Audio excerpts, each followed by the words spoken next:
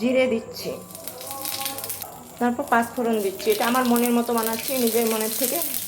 তারপর জিরে, ধনে, লঙ্কার গুঁড়ো দিয়ে দিচ্ছি। করে রাখা আলুগুলো দিয়ে দিচ্ছি, সিদ্ধ আলু। তারপর নেড়েচেড়ে কসুরি মেথি দেবো। আজকে নিরামিষ, তাই এভাবে রান্না করছি, আমার নিজের মনের থেকে রান্না করছি। এখন কসুরি মেথি দেবো, দিয়ে দিচ্ছি। আমি তো নিরামিষ করছি, আপনারা চাইলে পেঁয়াজ রসুনও দিতে পারেন, হিং দিতে পারেন। আমি নিরামিষ, তাই পাঁচফোড়ন দিয়েছি। মুগ ডাল সেদ্ধ করে, মুগ ডাল ভিজিয়ে মিক্সার মেশিনে দিয়েছি। পুরটা আমার হয়ে গেছে, এবার নামিয়ে নেব। এটা লুচির ভেতরে ভরবো। একটুখানি মিট মশলা দিলাম,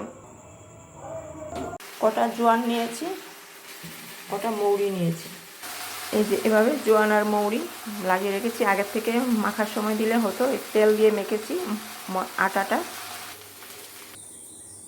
এখন রুটি বেলে পুরটা এভাবে লাগাচ্ছি।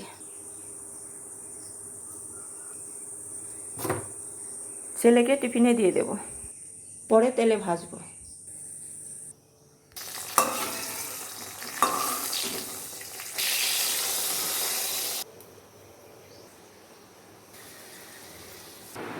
আমার আলু ডাল পরোটা হয়ে গেল।